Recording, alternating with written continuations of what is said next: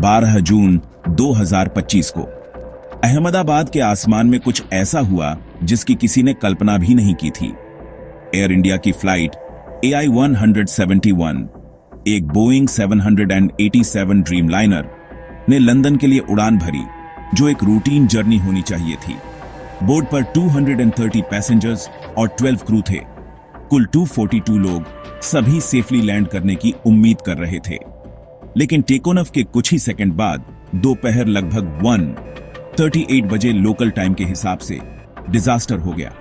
Plane मुश्किल से 650 feet ऊपर चढ़ा होगा, जो एक डाउनटाउन स्काईस्क्रैपर की हाइट से भी कम है, जब उसके दोनों इंजनों ने अचानक थ्रस्ट खो दिया। एविएशन में डुअल इंजन फेलियर लगभग अनसुना है, खासकर ऐसे मॉडर्न जेट में। पायलट्स ने एक चिलिंग मेडे भेजा, नो थ्रस्ट, मेडे मेडे, और फिर silence. Aircraft BJ medical college hostel में क्रैश हो गया, रनवे से सिर्फ 1.5 मील दूर।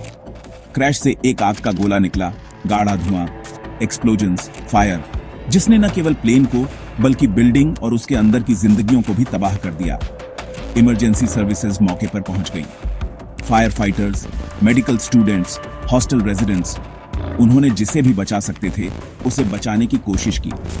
लेकिन बोर्ड पर 241 लोगों और ग्राउंड पर कम से कम 34 लोगों के लिए बहुत देर हो चुकी थी। यह इंडिया के इतिहास का सबसे डेडलीस्ट सिंगल प्लेन क्रैश था। लेकिन एक चमत्कार हुआ। मलबे से 40 साल के विश्वास कुमार रमेश सीट 11A ठीक एग्जिट के पास जिंदा निकले। भ्रमित, घायल लेकिन कॉन्शियस, उन्होंने अपनी सीट बेल्ट खोली, एक टूटे हुए इमरजेंसी डोर से बाहर निकलने का रास्ता ढूंढा और जलते हुए फ्यूजलेज से बस दूर चले गए। बाद में उन्होंने रिपोर्टर्स को बताया, मुझे नहीं पता मैं कैसे बचा। जब देश शोक मना रहा था, इंडिया, US और UK से इन्वेस्टिगेटर्स पहुंचे। दोनों black box, flight data recorder और कॉकपिट वॉइस रिकॉर्डर रिकवर कर लिए गए, जिनसे जरूरी क्लूज मिले। शुरुआती एनालिसिस इंजनों, फ्यूल सिस्टम और इमरजेंसी पावर पर फोकस था। रैम एयर टरबाइन, इमरजेंसी के लिए एक लास्ट रिसोर्ट डिवाइस डिप्लॉय हो गया था। तोड़फोड़ का कोई सबूत नहीं था, कोई फाउल प्ले नहीं। फिर भी बड़ा सवाल बना हुआ है, एक state of the art aircraft में दोनों इंजन एक साथ कैसे फेल हो सकते हैं। दुनिया ने देखा जब बाईस्टैंडर वीडियोस वायरल हुए, जिनमें इंपैक्ट का पल दिख रहा था। इंटरनेशनल लीडर्स, जिनमें इंडिया के प्राइम मिनिस्टर और ब्रिटिश गवर्नमेंट शामिल थे, ने अपनी संवेदनाएं व्यक्त की। इस ट्रेजेडी ने पूरे देश में ऐसे ही प्लेनों की अर्जेंट इंस्पेक्शंस को बढ़ावा दिया।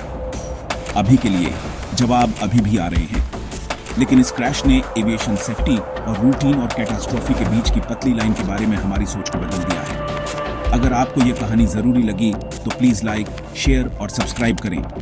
जब हम फाइनल इन्वेस्टिगेशन रिपोर्ट का इंतजार कर रहे हैं, तो आइए उन लोगों को याद करें जिन्हें हमने खो दिया और एक सेफर स्काई की उम्मीद करें। Thanks for watching.